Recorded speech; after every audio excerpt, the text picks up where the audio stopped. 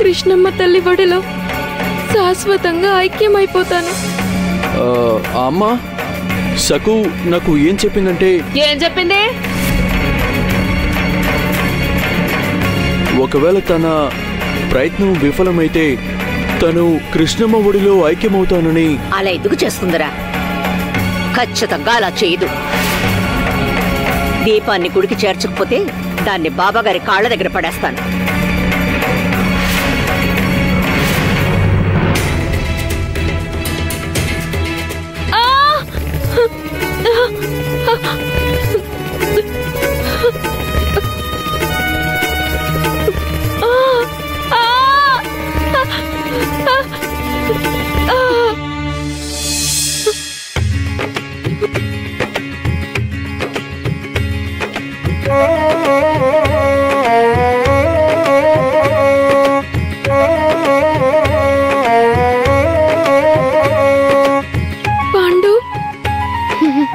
కోసం వచ్చావా? నువ్వు వస్తావని తెలుసు. నాకు నమ్మకం ఉంది. నాకు ఎప్పుడు ఏ పరీక్ష ఎదురైనా నువ్వు నాకు తోడుగా ఉంటావు. ఎవరు నువ్వు? నేను నిన్ను ఎప్పుడు చూడలేదు. కానీ పాండు, ఎందుకురా ఆ రోజు ఎందుకు నువ్వు నన్ను గుర్తుపట్టినట్టు నటించావు? నేను ఆ రోజు నిజంగా చాలా బాధపడ్డాను. ఇప్పుడు నిన్ను చూస్తున్నందుకు నాకు ఎంత సంతోషంగా ఉందో మాటల్లో చెప్పలేను. అది సరేగాని పాండు, ఇంత రాత్రి వేళ నువ్వు అడవిలో ఏం చేస్తున్నావు ఒంటరిగా? అదేంటంటే పిల్ల, ఆ రోజేదో అలా మాట్లాడాను. అయినా నేను నిన్ను ఎలా మర్చిపోతాను చెప్పు? జీవితంలో ఎప్పుడు నీకే కష్టం వచ్చినా నీ నల్లోడి కంటే ముందు నేను వస్తానని చెప్పాను, వచ్చాను. ఏంటిది పిల్ల, ఏడవకు. నిన్నిప్పుడు కలిశాను కదా, నాకు ఎంతో బలం వచ్చింది. ఈ క్షణాన్ని రోజు తలుచుకుంటాను. అంటే పాండు, నువ్వు ఎందుకిలా మాట్లాడుతున్నావు? జీవితంలో మళ్ళీ మన ఇద్దరం కలవ్వా ఏంటి?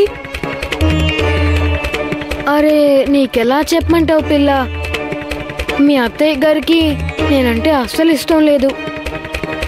నేను నిన్ను కలిశానని ఒకవేళ ఆవిడికి తెలిసిందంటే అంతే, ఏదో ఒక సాకుతో నిన్ను వేధిస్తుంది. అందుకే నీకు దూరంగా ఉంటున్నాను. నీకు ఎప్పుడు ఏ అవసరం వచ్చినా మనసులో తలుచుకో, వచ్చేస్తాను. పిల్ల, నువ్వేం కంగారు పడకు. వేగంగా నడుచుకుంటూ వెళ్ళు. ఇక్కడే నిలబడితే గుడికి ఆలస్యం అవుతుంది. ఇక నా గురించి దిగులు పడకు. నేనెందుకు మాట్లాడడం లేదో చెప్పాను కదా. వాడు ఏం మాట్లాడుకుంటున్నారో వినిపించట్లేదు. నేను ఇంకా నీ నల్లోడు జీవితాంతం నీకు తోడు నీడగా ఉంటాం. ధైర్యంగా బయలుదేరు. వెళ్ళొస్తాను. పాండు, జాగ్రత్తగా వెళ్ళు పాండు.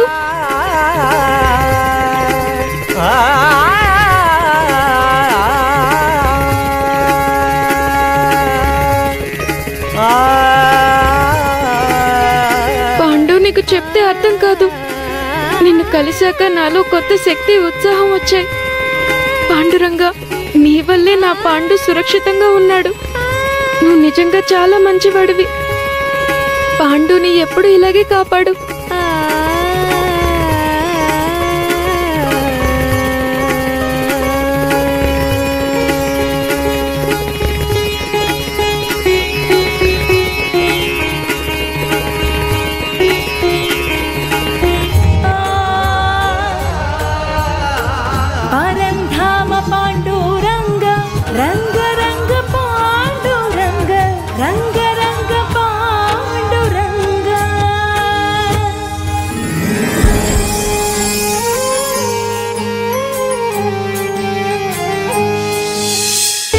నీ నవ్వుని అభినందనగా భావించాలా?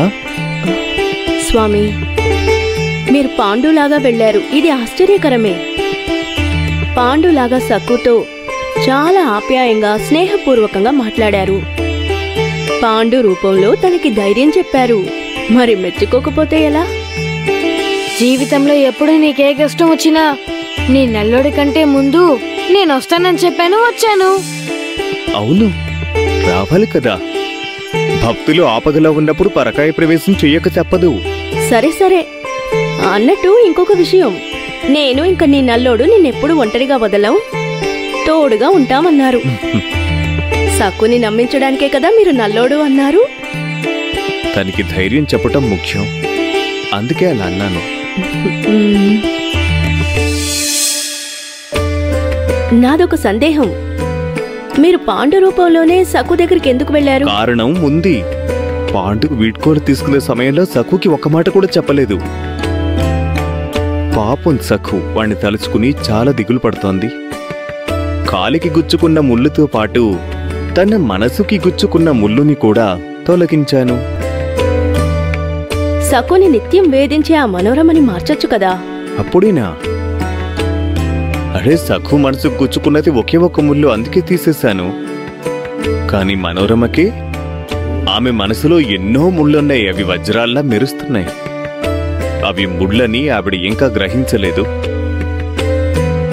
చూడు, దేవి ఆలయం ముందు ఎంత అసహనంగా నిలబడి ఉందో. సక్కు ఇంకా ఇక్కడికి రాలేదేంటి? ఎప్పుడనగా బయలుదేరింది? 3 మైళ్ళు నడవడానికి ఒక రాత్రి మొత్తం కావాలా దానికి? ఏం లేదమ్మా, నేను చెప్తున్నాను కదా, అది కలసాని కింద పడేసి ఉంటుంది. దీపం కాస్త ఆరిపోయి ఉంటుంది. ఇక మనకి మొహం ఎలా చూపిస్తుంది? అందుకే ఎక్కడికైనా పారిపోయి ఉంటుంది. మధ్యలో మాట్లాడుతున్నందుకు ఏమనుకోవద్దు అక్క. సక్కు గురించి ఎందుకు తప్పుగా ఆలోచిస్తున్నావు? అగ్ని కలశాన్ని మోస్తూ అడవిలో ఒంటరిగా రావడం చిన్న విషయం ఏమి కాదక్క. అది కూడా అర్ధరాత్రి. తను ఎలా వేగంగా నడుస్తుంది? సమయం పడుతుంది. నువ్వు దాన్ని సమర్థించకు. అది మాట వినదని తెలీదా? గృహప్రవేశం నుంచి బాబాగారి కాళ్లు ముక్కే విషయం వరకు ఒక్కసారైనా మన మాట విందా? ఎప్పుడూ ఎదురు తిరుగుతుంది. మనకంటే ముందు ఇంట్లో నుంచి బయలుదేరింది. ఇంకా ఆలయానికి చేరుకోలేదు. ఎక్కడికి వెళ్ళింది? అది రాదు. అలిసిపోయి ఏ చెట్టు కిందో హాయిగా నిద్రపోయి ఉంటుంది. నిద్ర లేచి ఇక్కడికొచ్చి అలా జరిగింది ఇలా జరిగింది అంటుంది. అమ్మ తనని వెంబడించమని గంగికి చెప్పావు కదా. తనొచ్చి నీతో చెప్పిందా మధ్యలో ఆగి నిద్రపోతోంది అని? నువ్వెందుకురా దాన్ని వెనకేసుకొస్తున్నావు? నువ్వు చూస్తూ ఉండు, గంగి వచ్చి అది నిద్రపోయిందని చెప్తుంది. మనకి తలనొప్పిలా తయారైంది.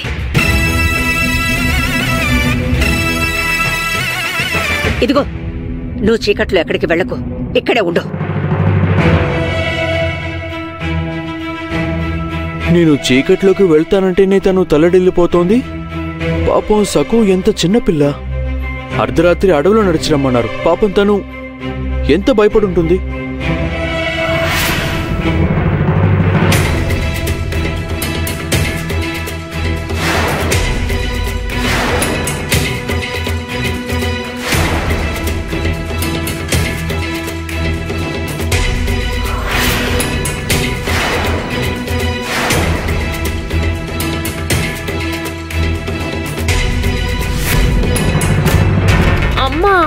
పూజారి గారు కూడా వచ్చేసారు. పూజ మొదలవబోతోంది. సాకు కనుచూపు మేరలో కనిపించట్లేదు. తోలి హారతి కంటే ముందే రాకపోతే అంతా వృధా. అసలు ఆ పిల్ల ఎక్కడుందో దేవుడికే తెలియాలి. ఎక్కడికి వెళ్ళింది సాకు? గంగ కూడా పత్తా లేకుండా పోయింది. తల్లి పరమేశ్వరి, సక్కు చేసిన అపరాధం వల్ల నా ఇంటికి అరిష్టం రాకుండా చూడు.